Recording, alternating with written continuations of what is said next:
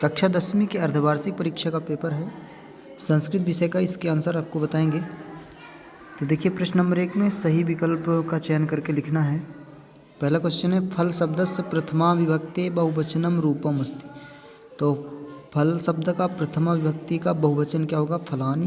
Number इसका सही हो जाएगा। बालक शब्दस्य पंचमी विभक्ते रूपम अस्ति। तो इसका द नंबर बालकात हो जाएगा। तीसरे में है बालिका शब्दस्य चतुर्थी विभक्ते रूपम अस्ति। तो बालिकाए हो जाएगा। चौथे में है राम शब्दस्य सप्तमी विभक्ते एक वचनम अस्ति। तो इसका हो जाएगा रामय स नंबर। अधोलिखितेषु अव्ययः अस्ति, पांचवा क्वेश्चन है।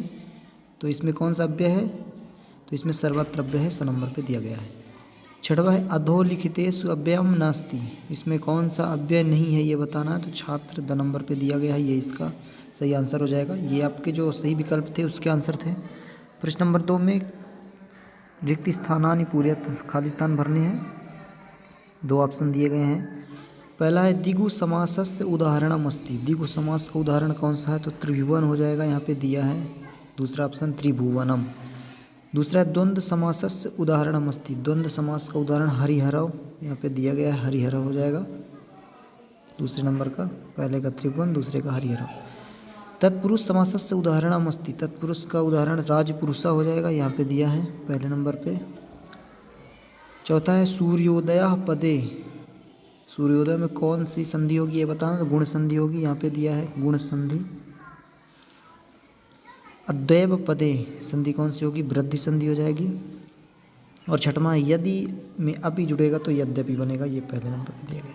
तो आपके जो खाली स्थान थे उसका आंसर थे। प्रश्न नंबर 3 में उचित युग्म मेलनम कृत, सही जोड़ी मिलाना है। देखिए 2 स्तंभ दिए गए हैं। तो पहला दिया गया है भवति। तो भवति क्या हो जाएगा? लट लकार है। दूसरे नंबर पे गम धातु में गच्छति बनेगा, छठवां नंबर। पठसी क्या है? तो पठसी मध्यम पुरुष हो जाएगा, पांचवा। भविष्य काले, भविष्य काले क्या हो जाएगा? यहाँ पे देखेंगे भू धातु। अनुगच्छति, अनुगच्छति क्या हो जाएगा? अनु यहाँ पे देखेंगे उपसर्ग। प्राचार्य में प्रउपसर्ग हो जाएगा।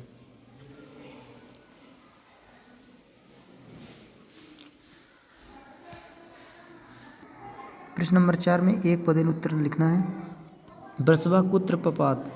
तो इसका हो जाएगा क्षेत्रे, पहले का हो जाएगा क्षेत्रे। दूसरा है केन संबंधेन वाल्मीकि लवकुशयो गुरु। तो हो जाएगा उपनयनोपदेशेन, उपनयनोपदेशेन। तीसरा में अत्र जीवितम कीदृशम जातम। तो इसका हो जाएगा दुर्वहम, दुर्वहम हो जाएगा। क्रीडितम इत्यस्मिन् पदे प्रत्ययम अस्ति। तो क्रीडितम में तुमुन प्रत्यय होगा, तुमुन। पठित्व में प्रत्यय बताना, तो इसमें एक तो प्रत्यय हो जाएगा। और टाप का एक उदाहरण बताना है।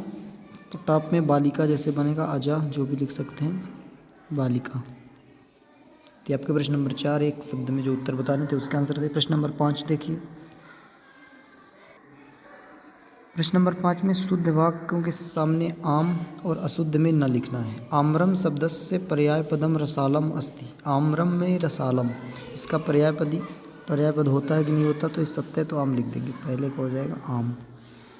दूसरा है शरीरम शब्दस्य पर्याय पदम तनु नास्ति दे दिया है, जबकि यह अस्ति होना चाहिए, तो ये ना हो जाएगा।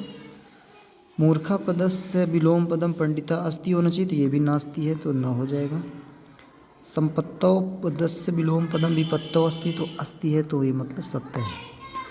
अति दीर्घा प्रवासा इत्यत्र प्रवासा विशेष पदम अस्ति। तो देखिए प्रवासा इसमें विशेष पद है, तो सत्य है, तो आम हो जाएगा। और सुंदरी बालिका इत्यस्य बालिका विशेषण पद है, तो नास्ति दे दिया है, तो ये भी सत्य है, क्योंकि विशेषण पद यहाँ पे सुंदरी होगा और बालिका नहीं है, तो सत्य है। तो ये आपके जो वस्तुनिष्ठ प्रश्न थे संस्कृत के कक्षा 10वीं के अर्धवार्षिक परीक्षा के, इसके आंसर हमने कराए। आपके कितने ऑब्जेक्टिव सही आप कमेंट करके बताइए।